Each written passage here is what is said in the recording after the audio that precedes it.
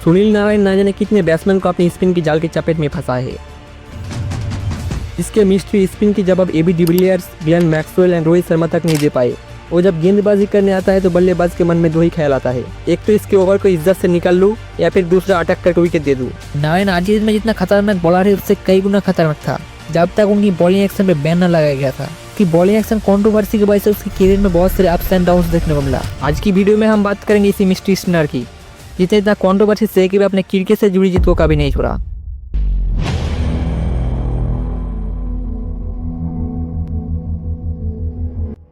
सुनील नारायण का जन्म 26 मई 1988 को ट्रिनिडाड एंड टोबैगो में हुआ। नारायण अपनी स्पिन बॉलिंग स्किल से लोकल क्रिकेट में बहुत अच्छा नाम कमाया और 2006 में पहली बार लोगों की नजरों में आई जब उन्हें अंडर 19 ट्रायल मैच में 55 रन देकर एक इनिंग्स में पूरे 10 विकेट निकाले। इनकी ये परफॉर्मेंस गवाह थी कि आगे जाके कितने बड़े क्रिकेटर बनने वाले हैं। और 3 साल इसी तरह परफॉर्मेंस के बाद साल 2009 में फर्स्ट क्लास करियर में डेब्यू करने का मौका मिला। अपने first class cricket debut match में 13 ओवर बॉलिंग करके एक भी विकेट नहीं ले सके। इस मैच में खराब परफॉर्मेंस के बाद लगभग 1 साल तक कोई मैच नहीं खेल सके। 2011 में नारायण की वापसी कैरिबियन लीग से हुई। इस टूर्नामेंट में नारायण 13 की इकोनॉमी से 5 विकेट लिए। सुनील नारायण और बाकी टीम की अच्छी परफॉर्मेंस की वजह से ट्रिनिडाड एंड टोबैगो ने सीपीएल टाइटल जीता। कैरेबियन लीग के बाद 2011 चैंपियन लीग के बल्लेबाज सुनील नारायण की स्पिन को बिल्कुल भी नहीं पार पा रहे थे और ऐसे ही सुनील नारायण के नाम के साथ मिस्ट्री स्पिन का टैग जुड़ना शुरू हुआ। इस टूर्नामेंट में नारायण को 10 विकेट मिला। कैरेबियन लीग, चैंपियन लीग और लिस्ट क्रिकेट में अपनी स्पिन के टैलेंट को दिखाने में कामयाब रहे, जिसके बाद 5 दिसंबर 2011 में इंडिया के अगेंस्ट ओडीआई में डेब्यू करने का मौका मिला। अपने इंटरनेशनल डेब्यू मैच में अच्छी इकोनॉमी के साथ 2 विकेट चटकाए। ओडीआई के बाद 2012 में ऑस्ट्रेलिया के अगेंस्ट टी20 में भी डेब्यू करने का मौका मिला और उसके 2 महीने बाद नारायण का डेब्यू इंटरनेशनल टेस्ट क्रिकेट में होता है।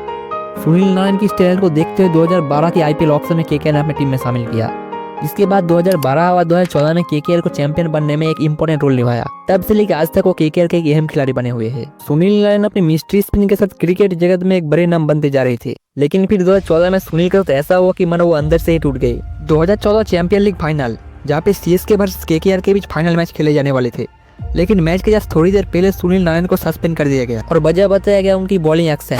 नारायण का एल्बो 15 डिग्री से ज्यादा बैन होने के चलते उसकी एक्शन को इलीगल कर दिया गया और उनकी एक्शन में सुधार लाने को कहा। अपने बॉलिंग एक्शन में बदलाव के कुछ महीने बाद श्रीलंका ओडीआई सीरीज में वापसी करता है, लेकिन थर्ड मैच में उनकी बॉलिंग एक्शन में संदेह मिलने के कारण इस बार सुनील नारायण की इंटरनेशनल क्रिकेट में बैन लगा दिया। अपने सफलताओं के सीढ़ी पर चढ़े हुए सुनील नारायण के लिए क्रिकेट से बैन बाकी ही सपनों को तोड़कर रख देने वाला था, लेकिन इसके बावजूद नारायण ने हार नहीं माना और फिर से बॉलिंग एक्शन सुधार के आईसीसी से क्रिकेट खेलने का परमिशन मिला और इंटरनेशनल क्रिकेट में वापसी की। बॉलिंग एक्शन में बदलाव करके सुनील नारायण की बॉल में पुरानी जैसी धार नहीं नजर आ रहा था, लेकिन जैसे जैसे समय बीतते हैं उन्हें अपनी बॉलिंग एक्शन पर पहले की तरह शानदार कंट्रोल आ गया और जल्दी वो अपने पुराने मिस्ट्री स्पिनर के अंदाज में नजर आने लगे। बैट्समैनों से खेलने से पहले कई बार सोचने पर एक बार फिर मजबूर हो गया, लेकिन इसी बीच कई बार सुनील नारायण की एक्शन पर सवाल उठता रहा।